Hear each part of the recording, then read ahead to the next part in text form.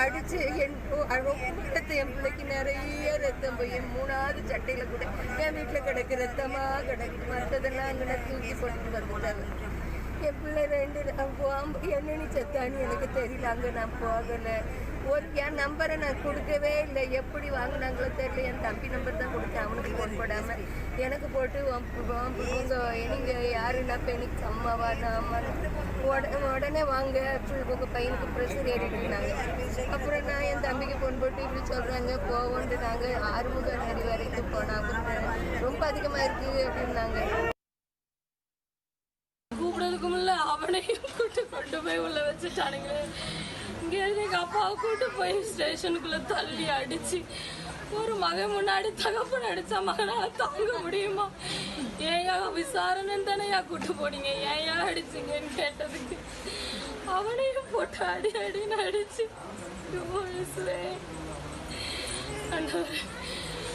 ஆண்டவரே ஐயோ அவனா ரத்த காயங்கள் உடம்பு முழுசும் ரத்தம். விடிய 1:30 மணி வரை அடிச்சிருக்காங்க. எங்க மாமா கெஞ்சினாங்க, அடிச்சிட்டீங்களா ஐயா விட்டுருங்க, நாங்க மெடிக்கல் வச்சு நாங்க பாத்துக்கிறோம். ஆனா விட மாட்டேன், இறக்கமே செய்யல. அந்நேரம் ஸ்டேஷன்ல அத்தனை போலீஸும் போட்டு அடிச்சிருக்காங்க. என் தம்பி இறந்த போட்டோ நான் பார்த்தேன். ஆண்டவரே அந்த போட்டோல அவனுக்கு நெஞ்சு முடி அவ்வளோ இருக்கும். நெஞ்சு முடி எல்லாம் பிடிக்கிருக்காங்க. இந்த வீடியோல சில கெட்ட வார்த்தைகள் வரப்போது, சில அன்பார்லிமெண்டரி வேர்ட்ஸ் வரப்போது. கெட்ட வார்த்தைகளை கேட்கவோ பார்க்கவோ விருப்பம் இல்லாதவர்கள் தயவு செய்து இந்த வீடியோவை இதுக்கு மேல நீங்க பார்க்க வேண்டாம். செய்தியில தூத்துக்குடி மாவட்டத்துல லாக்அப்ல 2 கைதிகள் மரணம் என்ற செய்தியை பார்த்தோம்னா அவங்க யாரோ பெரிய ரவுடி சமூக விரோதிகள் ஏதோ மிகப்பெரிய குற்றம் செய்திருப்பாங்கன்னு நான் நினைச்சேன்.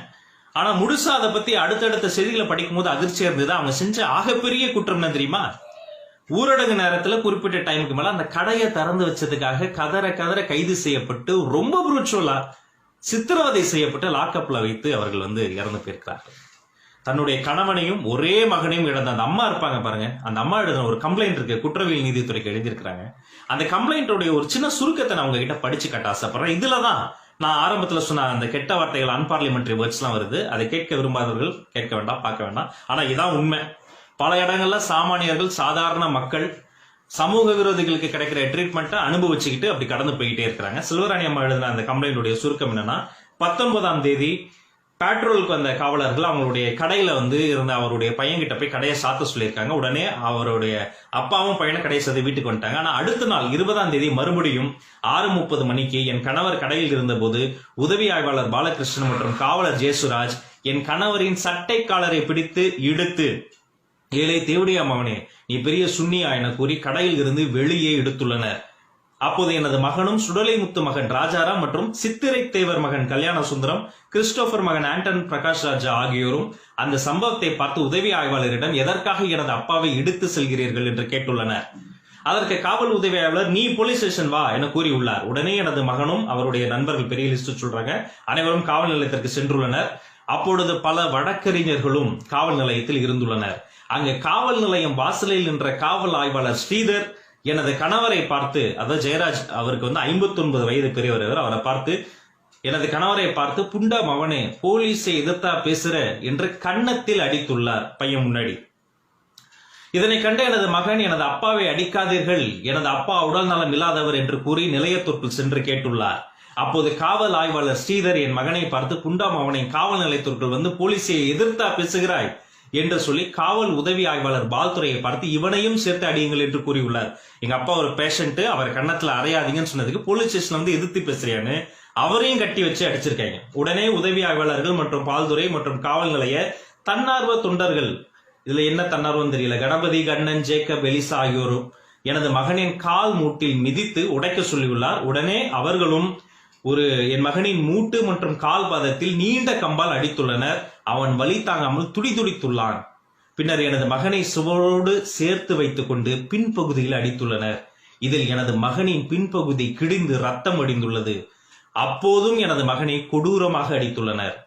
இதனை எனது கணவர் ஜெயராஜ் ஏன் இப்படி எனது மகனை போட்டு அடிக்கிறீர்கள் என்று கூறியுள்ளார். உடனே ஆய்வாளர் ஸ்ரீதர் அவனையும் பிடித்து எடுத்து வாருங்கள் என கூறி மீண்டும் அதே காவலர்கள் எனது கணவரை கம்பால் அடித்து தொடை மற்றும் பின்பகுதியில் அடித்து ரத்தம் சொட்ட சொட்ட லாக்கப்பில் நிர்வாணமாக அடைத்துள்ளனர். அப்பா பையனை அப்படி போட்டு பின்பகுதியில் கடுமையாக அடிச்சு நிர்வாணப்படுத்தி ஒரே லாக்கப்பில் அடைச்சிருக்கிறாங்க. இரவு 11:30 மணிக்கு வந்து பின்னர் காவல் உதவி ஆய்வாளர் ரகு கணேஷ் என்பவர் 11:30 மணிக்கு வந்து அதோட முடியல, மறுபடியும் 11:30க்கு இன்னொரு எஸ்ஐ வராரு. எங்கே அந்த புண்டா மக்கள், போலீஸ் மேலேயே கைய வச்சிட்டாயா, ஏலே நான் யார் தெரியுமா, கொம்பன் கம்பு எடுத்தால் குண்டிக்கறி பிஞ்சு ஓடும் என்று கூறி இரவு 1:30 வரை அடித்துள்ளார்.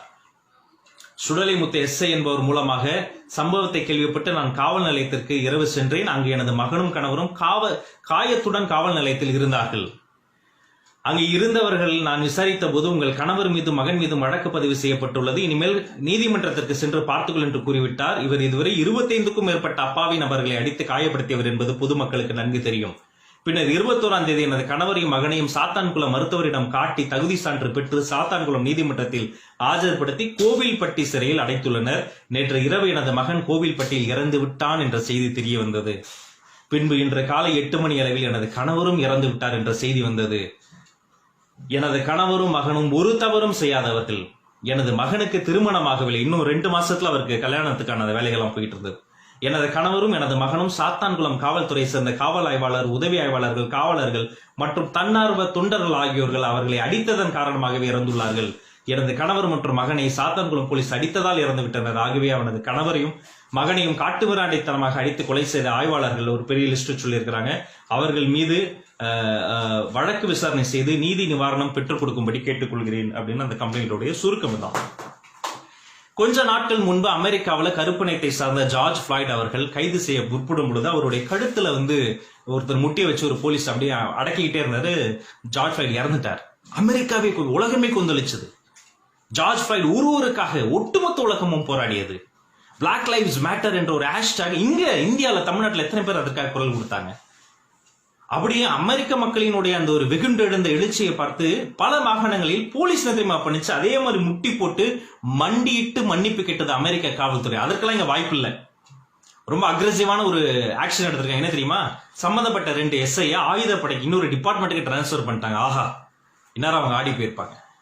இதற்கு முன்னாடி பைக்ல போன கர்ப்பிணி பெண்ணை எட்டி உதைச்சது, மதுரையில 70 வயசு பெரியவர் இறைச்சி கடையை வச்சிருந்தாரு, அவரை போய் அடிச்சது, எத்தனை சம்பவங்கள்.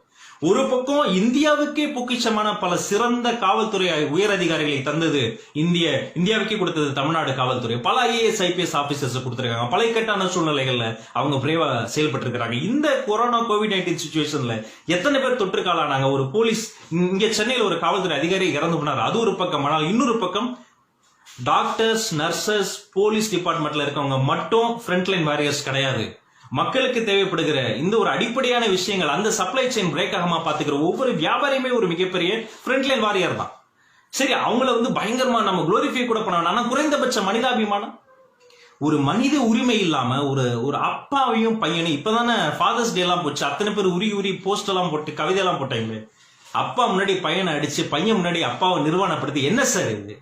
சரி, இதற்கு என்னதான் நடவடிக்கை எடுக்க போறோம்? வெறும் டிரான்ஸ்பர் மட்டும் தானா? வெறும் CBI என்கொயரி மட்டும் தானா? எல்லா கட்சி தலைவர்களும் ஸ்டேட்மெண்ட்டில் அறிக்கை விட்டுட்டு விட்டுற போறோமா? ஒட்டுமொத்த வியாபாரிகளும் பந்த் அனௌன்ஸ் பண்ணிருக்காங்க. ஏற்கனவே COVID-19 சிச்சுவேஷன்ல பல பொருட்கள் கிடைக்க மாட்டேங்குது. சோசியல் டிஸ்டன்சிங் மெயின்டைன் பண்ணணும். வீதியில் இறங்கி அவங்க போறாங்கன்னா இந்த கொரோனா தொற்று ஒரு பக்கம் எவ்வளவு மோசமாக பல்கி பெருகி வருகிறதோ அப்படி மனிதாபிமானமற்ற கட்டுக்கடங்காத அதிகாரத்தை திமிர் பிடித்த பல தவறான அதிகாரிகளும் பல்கி பெருகி வருகிறார்கள். அவர்களுக்கு ஒரு லெசனா, ஒரு முன்னுதாரணமா மிக கடுமையான நடவடிக்கை அவர்கள் மீது எடுக்கணும். கொலை வழக்கு பதிவு பண்ணணும். அமெரிக்கால சம்பந்தப்பட்ட அதிகாரி இப்ப ஜெயில இருக்காரு. ஆரஞ்சு ட்ரெஸ் போட்டு ஜெயில உட்காந்துட்டு இருக்காரு. இவங்க என்ன பண்ணிட்டு இருக்காங்க? பாதிக்கப்பட்ட அந்த அம்மா, செல்வராணி அம்மா, ஒரு பேட்டியில சொல்றாங்க, என்கிட்ட 3 செட் ட்ரெஸ் கேட்டாங்க. ஒவ்வொரு செட் ட்ரெஸ்ஸையும் கொடுக்கும்போது அது அப்படியே ரத்த கரையோட வரும். சரி, கேஸ் போட மாட்டாங்க, பிள்ளைய தேத்திக்கிடலாம், வீட்டுல வச்சு பாத்துக்கலாம் நான் நினைச்சிட்டு இருந்தேன். அந்த 3வது செட் ட்ரெஸ்ல ரத்தக்கரை இன்னும் போகல. ஆனா என் பிள்ளை இல்லை, என் புருஷன் இல்லைன்னு அழுது அந்த அம்மா. அந்த ஃபேமிலிக்கு உடனடியாக நிவாரணம் தரணும். இதற்கு ஒரு முற்றுப்புள்ளி. இந்த மரணம், லாக்க மரணம் என்பது இதுதான் இறுதியான மரணமாக இருக்க வேண்டும். அதற்கு நமது குரல் கொடுப்போம். நன்றி. தமிழ் வணக்கம். Hi, I'm Suchitra. I'm South Indian and I hate how every South Indian issue becomes just a South Indian issue because we don't talk about it in English. So this video is in English and it is to explain in graphic detail what happened to Jayaraj and his son Phoenix during this past 1 week in a town in my state called Thoothukudi or Tuticorin. This treatment cannot be meted out even to serial killers, and these two gentlemen were completely innocent, and this is what the police did to them. This happened in Tuticorin. First, their knees were smashed with sticks or lathis. Their knees were completely crushed and smashed. Next, their faces were pushed against a wall and blows were rained on their backs and bottom till it ripped and bled.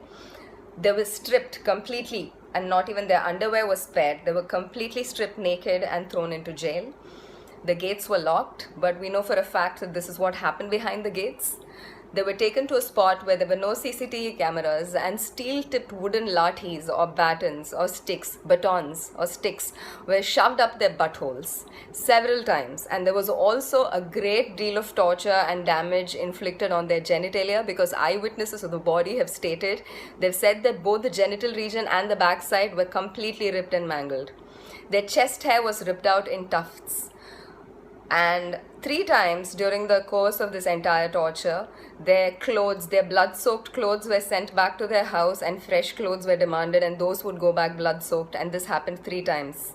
After a phony trial with a magistrate, this was arranged by the police, the two were taken back into custody, and 2 days later they've been pronounced dead due to heart failure and fever.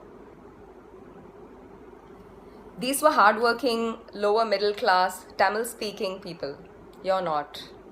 Please tell their story or share this one. Right now, 2 cops have been suspended and a few have been transferred. That's not the solution, and that's not the answer, and that is not justice. This case cannot close like this. Please do not let it close unless and until we get the same justice George Floyd's murderers did. This was systematic, just like... Nightfam, I would be a hypocrite if I decided to not talk about it, because it's a very similar story to George Floyd.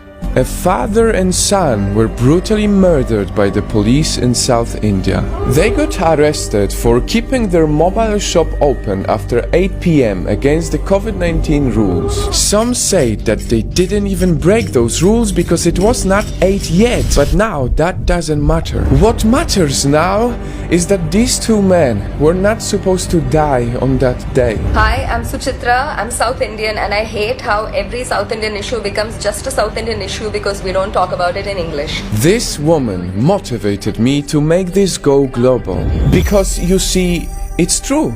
We don't know about many issues from all around the world because we don't hear about them. And that's why I started Project Nightfall, to be the voice of people no matter where they come from. Today, I hope to be the voice of people who believe police brutality and unjust death should never happen. These 2 men, a father and a son, Jerash and Phoenix, were murdered by the police in a way police should never act. First, their knees were smashed with sticks or lathis. Their knees were completely crushed and smashed. Next, their faces were pushed against a wall. I'm gonna save you from listening to these really graphic things. Suchitra spent 1 more minute describing many way worse things that happened to them. This needs to go global. The world needs to hear. Earlier, I said I would be a hypocrite to ignore this. From the very beginning, I've been vocal about what happened to George Floyd in America. I've managed to reach over 30 million people with this issue. I created awareness, and I hope I changed some people's minds on racism. It came natural for me to talk about it. It was natural to talk about things that happen in America because America is popular. But what is not popular is to talk about what happens in South India. Let's be honest, globally we are much less compassionate to these less popular places. But why? Police brutality has no nationality. Injustice has no nationality. Pain has no nationality. Every change can only happen when we as humans come together around an issue, no matter where it happened. George Floyd, Jerash, Phoenix, these situations happen all around the world every day in many countries. They happen because bad people get away with bad things they do. They happen because many people are voiceless.